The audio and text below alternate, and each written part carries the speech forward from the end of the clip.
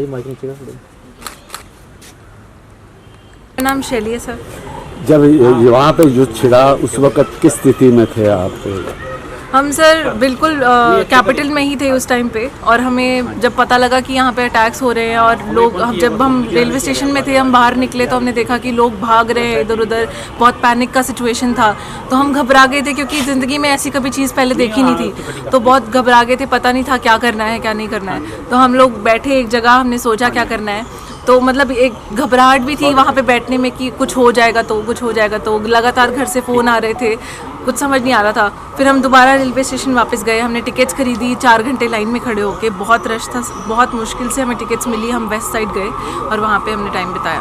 हम उस टाइम पे कीव में थे और हमने टिकट्स ली, तो हम लवीव पहुँचे। लवीव बिल्कुल वेस्ट साइड पे है, तो वहाँ पे हम सेफ़ थे। हम 4 दिन वहाँ पे रुके हैं, और हम, क्योंकि हम पोलैंड बॉर्डर उसी दिन क्रॉस कर जाते, पर वहाँ पे सिचुएशन हमने सुना बहुत बुरी थी, इंडियंस के साथ सलूक अच्छा नहीं किया जा रहा था, कुछ diplomatic issue, I don't know, कुछ इशू था।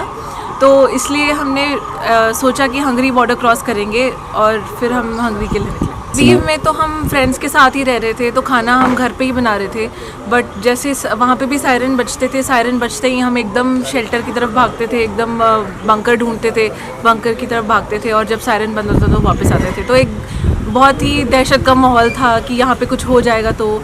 बट वहाँ थोड़ा सा नॉर्मल था, मैं कहूँगी। वहाँ पे कुछ इतना खास हुआ नहीं, जितना डिस्ट्रक्शन कीव में हुआ, खारकीव में हुआ, वो लवीव स्टिल बेटर था। वहाँ पे जैसे न्यूज़ में भी आ रहा था कि टोटल इंडियन एम्बेसी 20,000 स्टूडेंट्स का जो है, इनको इन्फॉर्मेशन आया है।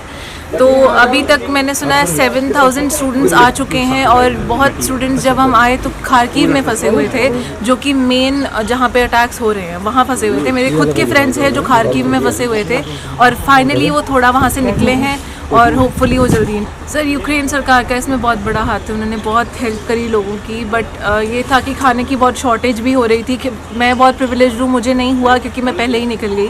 तो जो लोग वहाँ फंस गए थे, जैसे कुछ लोग हॉस्टल में फंसे हुए थे कीव में, उनको खाना 6 लोगों को 1 प्लेट दी जा रही थी। एक छोटी सी प्लेट दाल चावल की 6 लोग बांट रहे थे। वो बंकर्स में फंसे हुए थे, और फाइनली वो निकले हैं, और होपफुली घर जल्दी आएंगे। हम फंसे हुए थे ज़पोरोझे में, जो कि सेंटर ऑफ यूक्रेन है, और वहाँ से निकलना बहुत मुश्किल हो रहा था। लेकिन जब हमें पता लगा कि हमारे ज़पोरोझे के बिल्कुल पास में एक पावर प्लांट है, वहाँ पे रशिया कब्जा हो गया है, तो हम लोग बहुत डर गए, क्योंकि वहाँ से अगर एक ब्लास्ट होता तो मतलब आधे से ज़्यादा देश ख़त्म हो जाता। तो हम लोगों ने प्लान बनाया, जैसे कि मैं काम करता था वहाँ पे 4 साल से, तो जितने भी स्टूडेंट्स को मैं ले सकता था अपने साथ, मैंने 50 ग्रुप बनाया और उनको लेके मैं निकल आया किस तरह। तो 24 घंटे 28 घंटे हमने ट्रेन में बिताए, डर डर के किसी तरह निकले। बीच बीच में काफ़ी ज़्यादा बार ब्लैकआउट हो रहा था, पूरी ट्रेन की लाइट बंद कर रहे थे वो लोग कि आसपास किसी को नज़र ना आए कि ट्रेन जा रही है। तो कौन सी सरकार ने आपकी हेल्प की खाना वगैरह मुहैया कराने में? यूक्रेन सरकार ने हमारी इतनी हेल्प करी कि उन्होंने ट्रेन जो थी हमें फ्री ऑफ कॉस्ट अपनी दी, और ट्रांसपोर्टेशन जो था उन्होंने हमें दिया। हम निकले वहाँ से। उसके बाद बॉर्डर क्रॉस करने के बाद हमें इंडिया सरकार से हमारी हेल्प बहुत मिली। हमें हंगरी में एंट्री करवाया उन्होंने, उसके बाद होटल में स्टे वगैरह, खाना पीना, रहना, उसके बाद उन्होंने फ़्लाइट फ्री ऑफ कॉस्ट करवा के दी। तो हम उसके बाद शुक्रगुजार हैं सरकार की। रशियन आर्मी से तो हमें कोई वैसी प्रॉब्लम नहीं थी, लेकिन यूक्रेन के लोगों ने हमारी बहुत हेल्प करी, क्योंकि वो लोगों ने अपने देश को तो बचाया ही बचाया, लेकिन जितने लोग थे उनको भी यही एडवाइजरी, और मतलब अपने अपने घरों में या फिर नीचे जिनके शेल्टर्स बने हुए थे वहाँ पे भी उन्होंने बहुत हेल्प करी। यूक्रेन के लोगों ने, मतलब उन लोगों ने तो अपने अपने घरों में हथियार रखे हुए थे कि अब अगर कोई रशियन आर्मी दिखाई देती है तो हम शूट कर देंगे उनको। सिविलियंस ने वो जिम्मा ले लिया था। माहौल तो सर बहुत पैनिक था। हमारी सिटी तो चलो फिर भी सेंटर में थी, लेकिन जो मेरे दोस्त हैं हर कीव में रह रहे थे, वो लोग बता रहे थे, वो लोग अपनी खुद के फ़ोन से वीडियो भेज रहे थे मेरे को कि ये हमारे ब्लास्ट जस्ट अभी हुआ 20 मीटर, जैसे 20-200 मीटर के दायरे पे, मतलब कोई ना कोई ब्लास्ट हो रहे थे, तो उनके घरों के दरवाजे खिड़कियाँ मतलब पूरे हिल जाते थे जब ब्लास्ट हो रहे थे। ज़बरीजा सिटी में फंसे हुए थे और हम 7 डेज से ट्रैवल कर रहे थे, फिर हम किसी तरह वहाँ से निकल आए। अभी हमें बहुत खुशी हो रही है। कहाँ के रहने वाले हैं? मैं हिमाचल डलहौजी का रहने वाला हूँ। अभी यहाँ सेक्टर 125 मोहाली में रहता हूँ। तो कैसा माहौल था वहाँ पे? वहाँ की यूक्रेन सरकार ने हेल्प की आपकी? गवर्नमेंट ने फ्री ट्रेन्स प्रोवाइड करी थी। उनका व्यवहार भी बहुत अच्छा था, हेल्प करी उन्होंने, काफ़ी हेल्प करी। और उनका एक सिटीज़न फाइट बैक कर रहा है। हम खुद यूक्रेन के साथ हैं, हम यही चाहेंगे वो यूक्रेन वॉर जीत जाए। एंड बाकी बॉम्बार्डमेंट तो मैंने खुद अपने कानों से भी सुने थे, 2-3 बॉम्बार्डमेंट सुने थे, तो थोड़ा पैनिक वाला माहौल तो था, लेकिन हमने हिम्मत करी। अब हमारे पापा भी खुद आर्मी से ही हैं, तो हमने कहा कि मतलब थोड़ा हिम्मत दिखानी पड़ेगी। हमने मैनेज किया, बाकी बच्चों को भी निकलने में हेल्प किया और ट्राई किया कि वो पैनिक ना हो। जितना हम कर सकते थे हमने खुद की भी हेल्प कर ली निकालने में, और बाकियों को भी ट्राई किया जितने हम निकलवा सके हमने। इस साइड थोड़ा दिक्कत था क्योंकि एम्बेसी से कांटेक्ट नहीं हो पा रहा था। ऑब्वियसली बहुत बच्चे थे, सभी कांटेक्ट कर रहे थे, तो बहुत हमने ट्राई किया। आपस में ही हम बच्चे एक दूसरे की हेल्प कर रहे थे जितना हो पाए, चाहे वो सप्लाईज़ में हो, वाटर में हो। और फिर उसके बाद हम किसी तरह जैसे ही हम बॉर्डर क्रॉस कर गए तो वहाँ एम्बेसी मिले, उन्होंने हेल्प करी हमारी, हमें बहुत अच्छा लगा। तो इंडिया एम्बेसी ने कितनी हेल्प की वहाँ पे आपकी?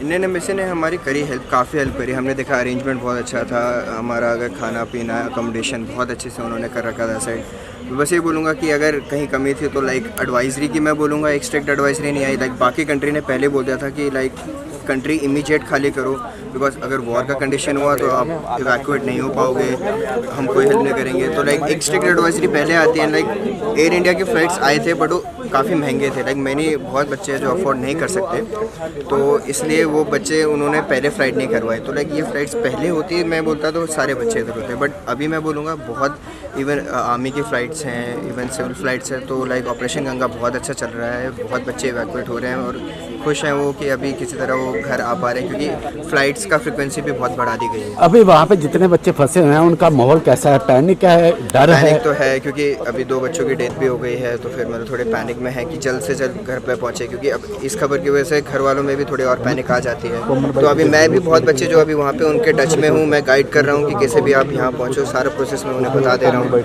हम यही ट्राई कर रहे हैं हमारे और भी फ्रेंड्स हैं वो पहुँच जाए किसी तरह। तो ये 7 दिन जो आपने ट्रेवल किया वो मोड क्या था? एक्चुअली मैंने फ़्लाइट बुक कर रखी थी जो मेरी थी 24 की। कहाँ से? मेरी कीव से ही दिल्ली की। अच्छा। तो 23 को मैं निकल चुका था रेलवे स्टेशन से। तो जब तक मैं पहुंचा था हमें पता लग गया था। You travel by train? Yes. Okay. Travel से मैं कैपिटल सिटी तक गया। तो जब मैं वहाँ capital city is Kyiv. Okay. कहाँ से ट्रेवल किया?